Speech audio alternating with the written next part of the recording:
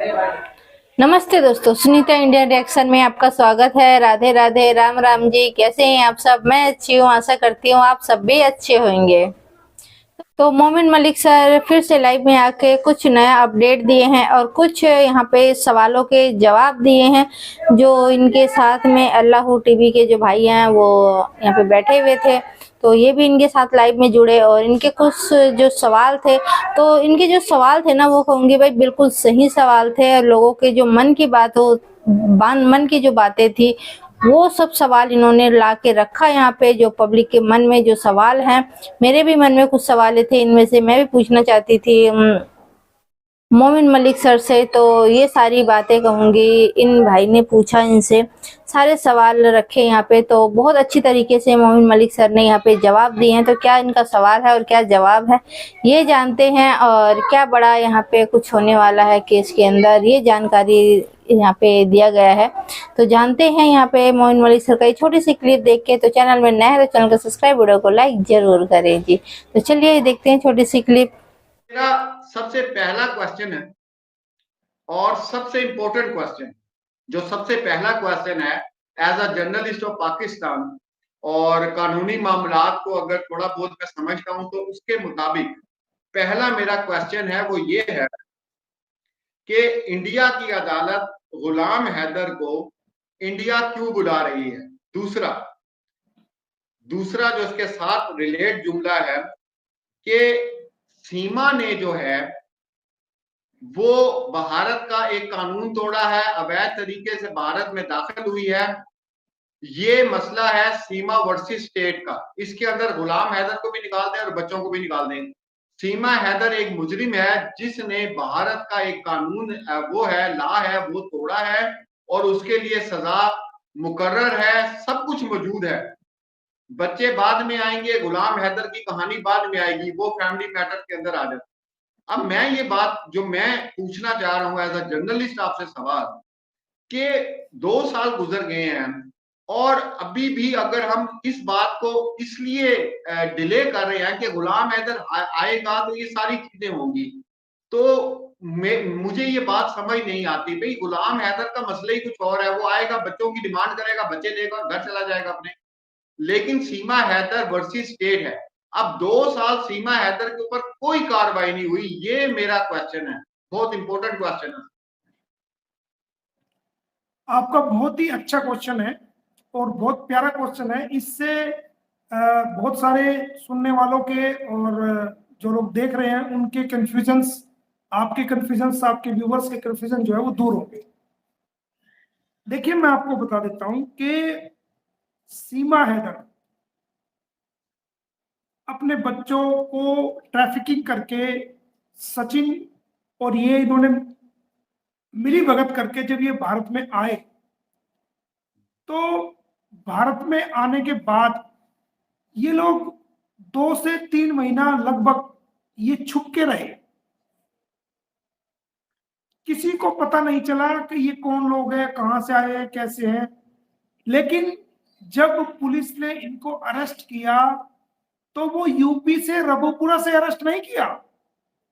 इनको हरियाणा, जो हमारा इलाका है, हरियाणा का इलाका दिल्ली के नजदीक फरीदाबाद है, वहां पर बल्लभगढ़ एरिया से 3/7/2023 में 23 या गालिबन मेरे ख्याल से 23 या 24 में शायद, तो इनको 23 में इनको अरेस्ट किया। तो जब इसको अरेस्ट किया सीमा हैदर को, तो इसके साथ साथ सचिन को भी अरेस्ट किया गया और सचिन के साथ साथ फिर नेत्रपाल को भी अरेस्ट किया गया, सीमा को भी अरेस्ट किया गया। तो जब सीमा को अरेस्ट किया गया तो उसके साथ ये 4 बच्चे मौजूद थे।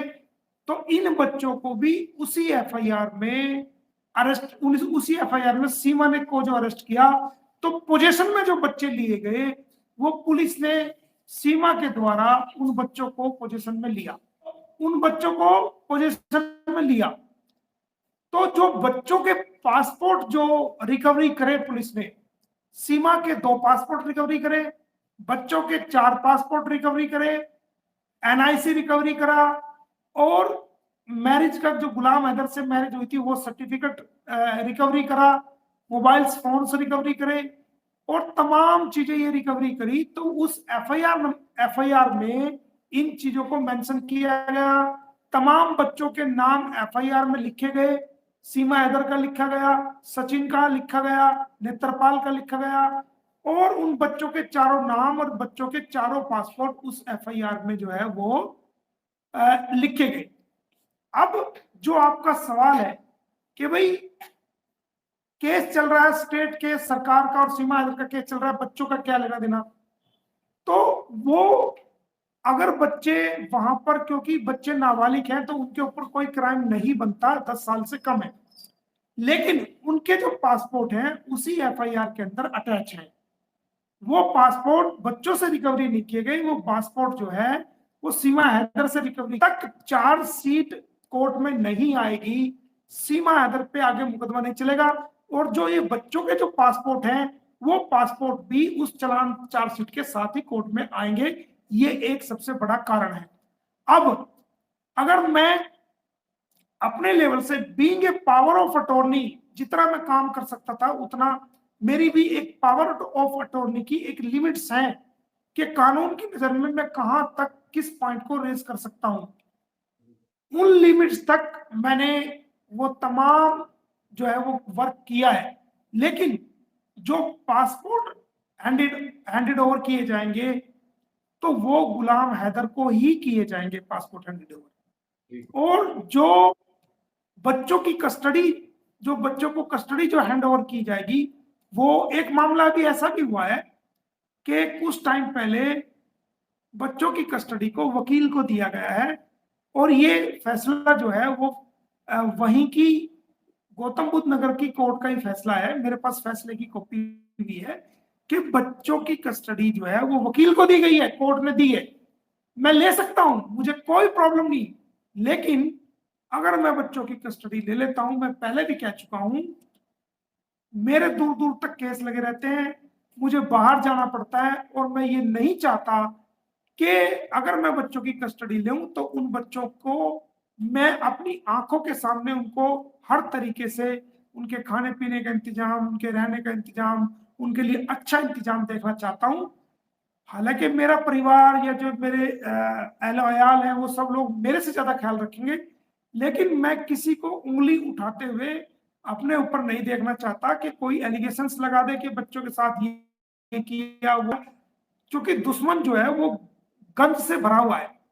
दुश्मन जो हम लोग, मैंने यहाँ पर केस डाल के जो बाद में 2 केस मैंने वापस लिए थे वो इसीलिए लिए थे ताकि गुलाम हैदर का एड्रेस का प्रूफ बन जाए। तो वो मैंने अपनी लीगल पॉलिसी के तहत किए थे और मैंने गुलाम हैदर का एड्रेस यहाँ का बनाया है। तो वो जो यहाँ रहेगा, क्योंकि जब वो यहाँ रहेगा और उसके वीजा को आगे बढ़वाने की जरूरत पड़ेगी, तो जो केस मैंने 2 डाले थे उनकी सर्टिफाइड कॉपी उसके एड्रेस प्रूफ के तौर पे वो मैं इस्तेमाल कर सकूंगा, क्योंकि उसका यहाँ का आधार कार्ड नहीं है, कोई दूसरी ऐसा डॉक्यूमेंट नहीं है, तो खाली पासपोर्ट है। तो टेम्परेरी वो केस की कॉपी हम लगा करके उसका वीजा जितनी जरूरत है, 1 महीना 2 महीना 3 महीना 6 महीना, वो हम अगर जो जरूरत के मुताबिक जब तक पूरा कंप्लीट वर्क ना हो तो वो हम यूज कर सकते हैं। तो इसलिए मैंने वो 2 केस डाल करके विड्रॉ किए थे ताकि मेरे को वो बेस बन सके। वो मैंने लीगल फाउंडेशन तैयार किया था और वो मुझे आज तक कामयाब मैं रहा हूं उसमें। तो उनका आना यहाँ पर जरूरी है ताकि वो आ जाएं और वो बच्चों के जो पासपोर्ट हैं वो उनको हैंडेड ओवर कर सके, क्योंकि पासपोर्ट लेके नेपाल जाना भी जरूरी है, क्योंकि जो पाकिस्तान और दुबई के रास्ते जो एंट्री है वो नेपाल की है, नेपाल के रास्ते से ही इनका एग्जिट होगा बच्चों का, डायरेक्ट इंडिया से होना बड़ा मुश्किल है, नेपाल के रास्ते से ही इनका एग्जिट होगा। वहां पर होम मिनिस्ट्री में इनके पासपोर्ट को लेके जाया जाएगा और वहां पर जो उनकी फीस बनती है नेपाल की, जो वीजा एक्सटेंशन जो इतना टाइम हुआ है, जो टाइम पीरियड हुआ है, तो उसका जो जुर्माना है वो वहां भरा जाएगा। उसके बाद नेपाल की गवर्नमेंट इन बच्चों को जो है वो हरी झंडी उसके बाप के साथ देगी और वो वहां जा सकते हैं, उसका ये काम। ठीक है सर, आपने बिल्कुल सही इसका मुझे जवाब दे दिया, सेटिस्फाई भी हो गया। लेकिन यहाँ पर सर आप क्या समझते हैं कि जिस हिसाब से सीमा हैदर को ट्रीट किया गया, और जैसे एक अगर मिसाल के तौर पे आप समझते हैं क्या ये बेहतर था कि सचिन के साथ ही उसको रखा जाता, सचिन के घर में? क्या आप समझते हैं ये बेहतर था? क्योंकि सारी खराबी और हिंदुस्तान में और पाकिस्तान में जिन लोगों को गुस्सा है वो इसी बात का है। ये औरत अगर किसी भी कस्टडी में अकेली रह रही होती बच्चों के साथ तो शायद लोग इतनी चीखें ना मारते। अब तकलीफ कहां पे हो रही है कि दो मुजरिम हैं, सचिन भारत का मुजरिम है, उसने अवैध तरीके से 50 दिन औरत को घर में रखा, ये भारत का कानून तोड़ती है, अवैध तरीके से दाखिल होती है, दोनों मुजरिम है मेरी नजर में, किसी के हो ना हो मेरी नजर में मुजरिम है। अब मसला ये है, मैंने दुनिया में मैंने 1000 केसेस रिपोर्ट भी किए हैं, देखे भी हैं, स्टडी भी किए हैं। मैंने अपनी जिंदगी में पहली बार देखा है कि दो मुजरिम को, ठीक है जी, उनको एक साथ रखा जा रहा है उस जगह के नीचे जहां वो आराम से जनाब शादी भी कर रहे हैं, डांस भी कर रहे हैं, मुजरे भी कर रहे हैं। सर, लोगों को जो गुस्सा है वो इस चीज का गुस्सा है। आप क्या समझते हैं कि अगर ये अदालत ने इसको बेल देती तो क्या इसके साथ ये हुक्म जारी नहीं किया जा सकता था कि इस औरत को किसी शेल्टर हाउस में रखो, बच्चों को किसी भी ऐसी जगह पे रख दो कि जब तक इसका खामन ना आए तब तक ये मसला हल नहीं होना। लेकिन अगर ये अदालत ने इजाजत दे दी कि हाँ भाई ये चोर है, ये भी चोर है, चलो तुम दोनों चोर जाओ और मारो याशी, तो देखेंगे अब क्या होना है। आप क्या समझते हैं ये गलत फैसला हुआ इस चीज के ऊपर? देखिए, मैं आपको बता दूं, अदालतें चाहे वो भारत की हैं या वो पाकिस्तान की है या दुनिया की किसी भी देश की अदालत है, अदालतों में बहुत सारे मुकदमे होते हैं। तो सीमा हैदर का भी एक मुकदमा है। तो अदालत ने जो उस वक्त समझा, क्योंकि उस वक्त अदालत को भी सीमा हैदर ने और उस सचिन के परिवार ने गुमराह किया। उसमें सीमा हैदर ने, मैंने दुनिया को दिखाया हुआ एफिडेविट आज भी मेरे पास, ये इन्होंने लिखा एप्लीकेशन में। एक एफिडेविट उसके साथ लगाया गया जिसके अंदर ये खुद को गुलाम हैदर की वाइफ इसने बताया और कहा कि मैं गलती से बॉर्डर क्रॉस कर गई, और एक अंडरटेकिंग दी गई कि मेरे जानकार है सचिन, मैं इनके यहाँ स्टे करूंगी, जमानत मिलने के बाद मैं भागूंगी नहीं, हर तारीख पे पेश होंगी और मैं इनके यहाँ पर जो है वो स्टे करूंगी। ये अंडरटेकिंग सीमा की तरफ से दी गई। नेत्रपाल ने एक अंडरटेकिंग दी कि ये सीमा हैदर जो है वो हमारी जानकार हैं और रिश्ते में हमारी कुछ नहीं लगती, तो हमारे यहाँ पर ये रहेगी, इसके हम जिम्मेदार हैं। वो अंडरटेकिंग दी। उस दोनों अंडरटेकिंग को देख करके अदालत ने ये इसमें बेल ग्रांट की। हम जल्दी इस हफ्ते में, हम ईद की वजह से थोड़ा चुप थे, क्योंकि ईद पे आपको पता है कि रमजान भी होते हैं, केस का भी मारामारी होती है, तो इतनी भागदौड़ नहीं हो पाती। हम जल्दी इसमें कैंसलेशन ऑफ बेल हम इसमें अप्लाई कर रहे हैं और तमाम तथ्यों को हम उसके अंदर रखेंगे और इसकी सीमा हैदर की बेल को कैंसिल कराने की पूरी कोशिश हम कर रहे हैं कि गुलाम हैदर के भारत में आने से पहले पहले सीमा जेल में हो और गुलाम हैदर भारत के अंदर हो। ये हमारी कोशिश है। अच्छा सर, एक और जो सवाल है जो बहुत तंग करता है, मुझे बहुत तंग करता है, बाकियों का पता नहीं है सर। पूरी दुनिया में एक तो नेशनल आपका ऑर्गेनाइजेशंस होती हैं या एनजीओ होती हैं, और एक वर्ल्ड लेवल पे ऑर्गेनाइजेशंस होती हैं, चाइल्ड राइट्स के हवाले से वो काम कर रही होती हैं। और मेरी जब किसी से डिस्कशन हुई, हमारे सुप्रीम कोर्ट के भाई थे, उनसे डिस्कस हो रही थी, तो उनसे मैंने जब सवाल किया तो उन्होंने कहा कि जो इंटरनेशनल कोर्ट है वो फैमिली मैटर्स के अंदर इन्वॉल्व नहीं हो। तो मैंने उन्हें एक क्वेश्चन किया, उसके बाद उन्होंने कहा हाँ ऐसा हो सकता है। मैंने कहा सर, अगर हम इंटरनेशनल कोर्ट से ट्रैफिकिंग के हवाले से कोई केस दायर करना चाहेंगे, ये ना कहा जाए कि एक औरत अपने बच्चे, माँ जो है वो 4 बच्चे लेके चली गई, ये एक फैमिली मैटर बन गया। लेकिन जब इस केस को हम ऐसे घुमा के कहेंगे कि एक इंडियन सिटीजन जिसने हनी ट्रैप करके 5 जिंदगियों को जो है वो यरगमाल बना के रखा हुआ है, तो ये ह्यूमन ट्रैफिकिंग में आ जाएगा, ये फैमिली मैटर से चीज बाहर निकल जाएगी। इसके बारे में आप क्या कहेंगे सर? देखिए, जहां पर दो मुल्कों में कोई भी ऐसा मैटर सामने आता है तो वहां पर 3-4 चीजें होती है।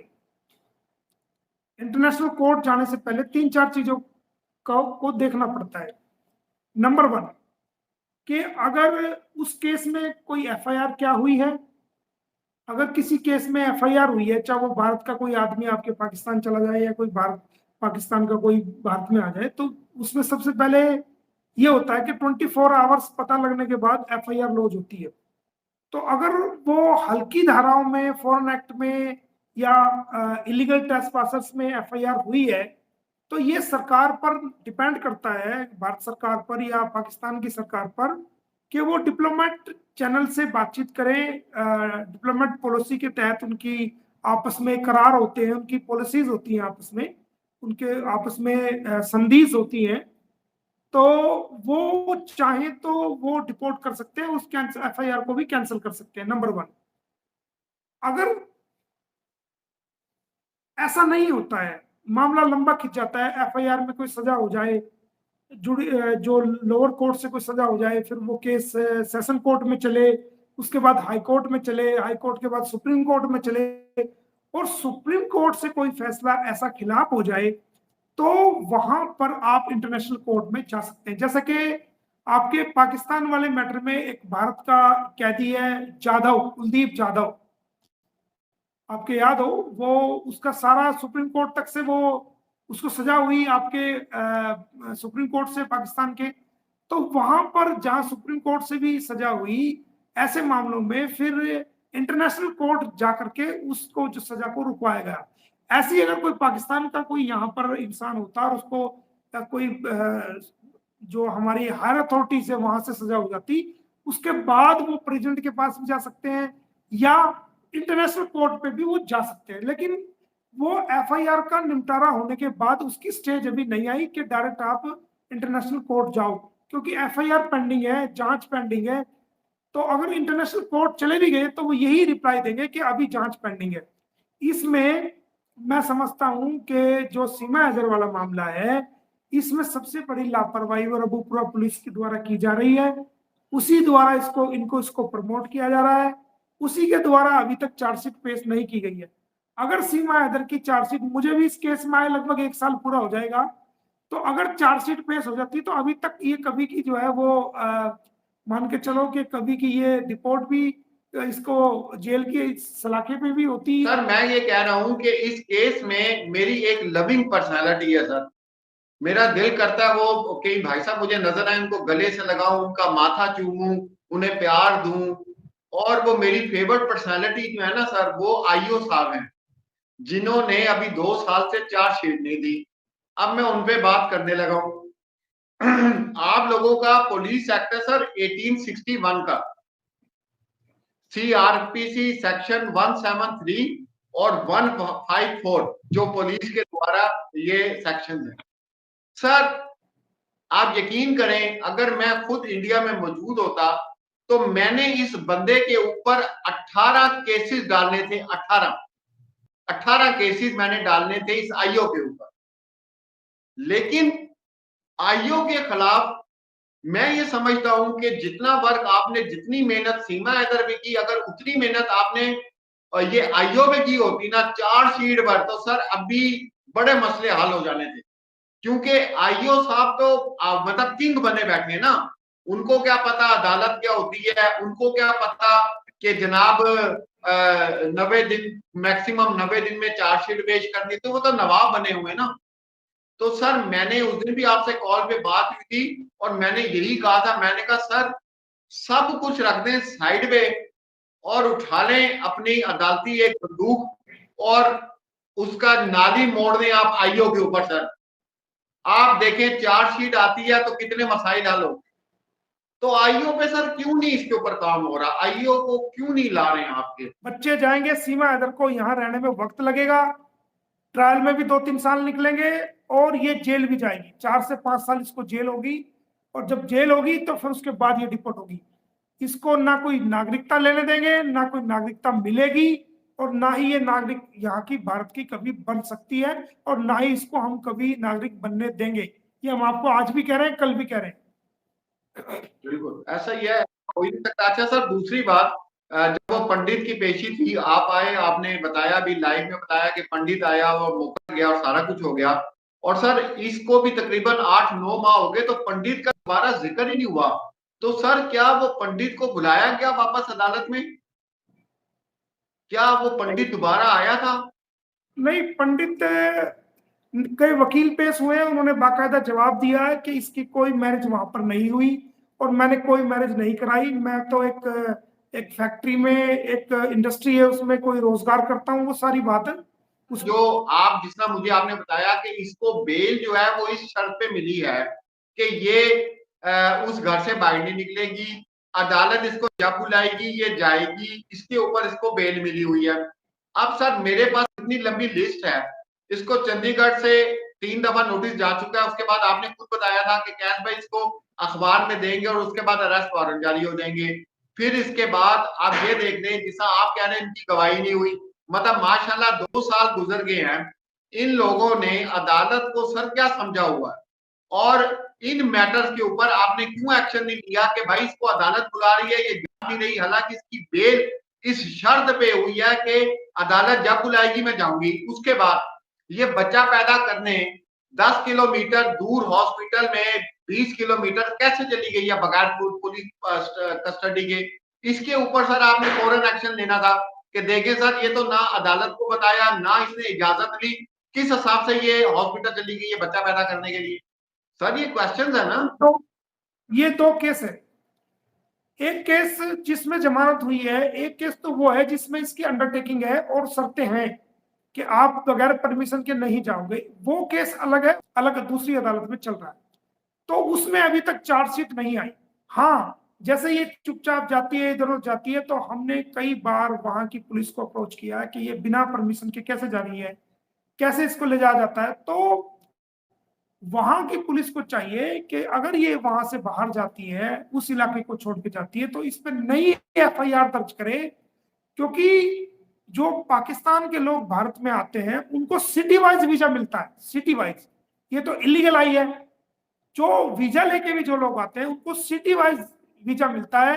अगर मिसाल के तौर पे पानीपत का वीजा मिल गया, दिल्ली का मिल गया, या फिर गौतम बुद्ध नगर का मिल गया, अगर वो इंसान जिसको पानीपत का वीजा मिला है, दिल्ली का वीजा मिला है, और वो इन दोनों शहरों को छोड़कर कहीं तीसरी जगह पर रहता है और उसका वहां का वीजा नहीं है, तो उसके खिलाफ भी एफआईआर नहीं दर्ज होती है जो वीजा लेके आया।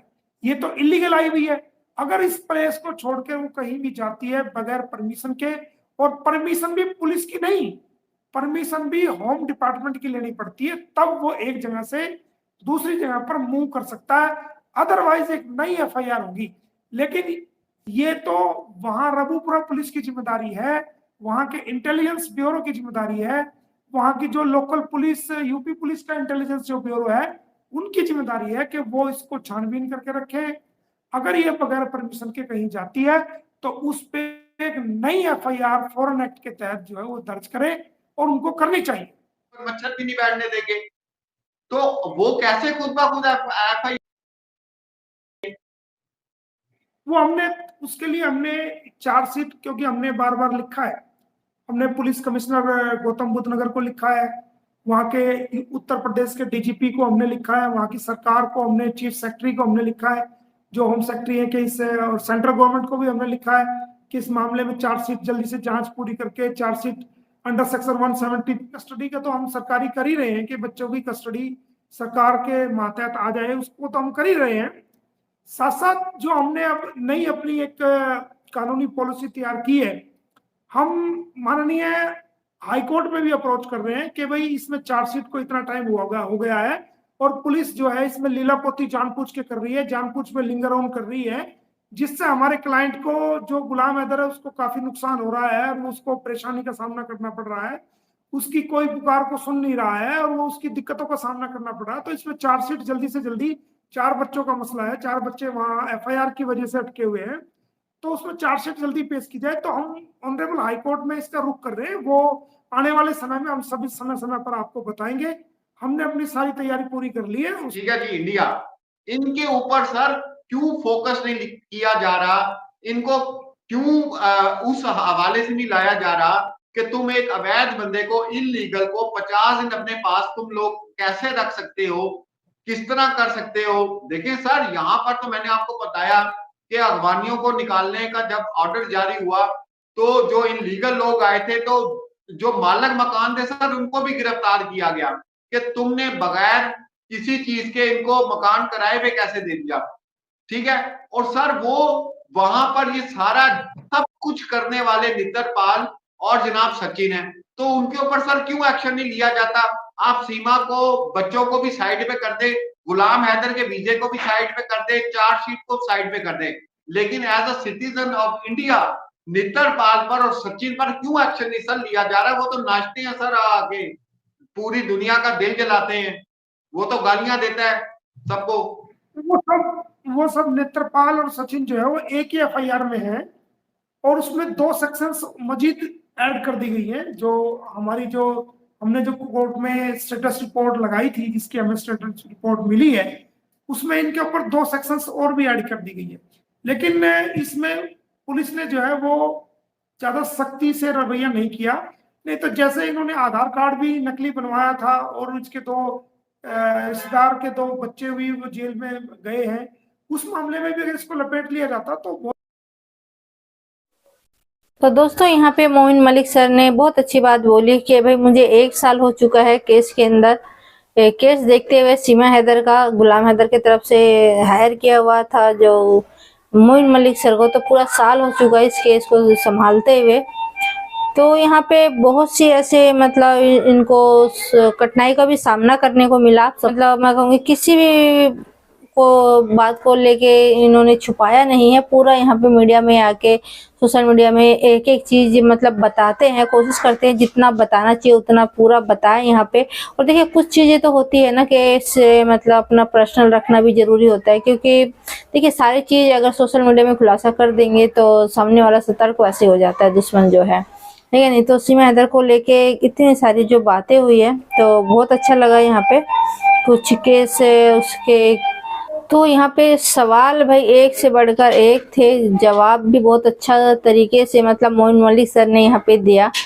तो हम सबके मन में ये सारे सवाल थे वैसे, और आप लोगों के मन में भी ये सवाल होंगे। तो जैसे पंडित है, तो जो पंडित था सीमा हैदर की जिसने शादी करवाई थी पिछले साल, तो उन्होंने ये कहा कोर्ट में जाके कि भाई मैं तो शादी में था ही नहीं, जबकि वो था, वीडियो बनी हुई है, लोगों ने देखा, लोगों ने उस पर सवाल भी उठाए, तो भी मतलब वहाँ पे जज के सामने जाके मुकर गया। तो मोमिन मलिक सर से ये पूछा गया कि तब भाई वीडियो में बंदा दिख रहा है तो उसको ये फटकार क्यों नहीं लगाया कि वीडियो में तो तुम दिख ही रहे हो पूरा सबूत के साथ, और फिर भी तुमने ये कहा कि भाई मैं शादी पे नहीं था। तो इस तरह के बहुत से क्वेश्चन थे इसके अंदर, आपने देखा और सुना। तो आप लोगों का राय क्या है इसमें कमेंट करके जरूर बताना, क्योंकि वीडियो काफी देख सकते हैं लंबी है, बड़ी है। तो इतनी बड़ी वीडियोस तो लाओ तो फिर बहुत लंबी हो जाती है, और इसमें मैं भी अपना सवाल रखूंगी तो और लंबी हो जाएगी। तो आपने सारी बातें सुनी, यहाँ पे अच्छे से जानकारी आप लोगों को मिल चुकी होगी, समझ चुके होंगे। तो आपका अपना राय क्या है मुझे कमेंट करके यहाँ पे जरूर बताना जी। तो हम लोगों देख बहुत खुशी हुए थे जब रमजान स्टार्ट हुआ था, रमजान के स्टार्ट में ही गुलाम हैदर भाई को इतनी अच्छी खुशखबरी मिली थी बच्चों को लेके, तो सभी खुश हुए थे। तो यहाँ पे अब सीमा हैदर का हो चुकी है बेबी, तो यहाँ पर और भी बहुत से सवाल हैं जो यहाँ पे खड़ा हो रहे हैं। यही सारे सवालों को लेके मैं यहाँ पे बातें हुई तो अच्छा लगा यहाँ पे। और देखिए अब बीच में कुछ न कुछ प्रॉब्लम आई जाती है। अभी ईद आ गई तो ईद की तैयारी में लोग बाग लग जाते हैं, छुट्टियां स्टार्ट हो जाती हैं, लोग छुट्टी लेके इधर उधर चले जाते हैं, जज वगैरह या कोई भी हो। तो देखिए त्योहार तो सभी के लिए होते हैं, है कि नहीं। तो अपने बच्चों के लिए तो सभी लोग छुट्टियां लेते हैं भाई, तो यहाँ पे जज वगैरह उनकी भी छुट्टियां हो जाती है। तो इस तरह से पूरे त्योहार के इसमें उलझ के केस रह गया, तो इस वजह से फिर से डिले हुआ केस के अंदर। तो यहाँ पे यही सारी जानकारी दिया गया है। तो प्लीज आप लोग वीडियो को ज्यादा से ज्यादा शेयर करें, और आप लोगों का राय क्या है प्लीज कमेंट करके फिर दोबारा बोलते हुए जरूर बताना। और आपका एक लाइक एक कमेंट मेरे लिए बहुत मायने रखती हैं, तो प्लीज लाइक कमेंट करना ना भूलें। तो आज के लिए इतने दोस्तों, फिर मिलते हैं किसी नेक्स्ट वीडियो में, तब तक के लिए जय हिंद जय भारत।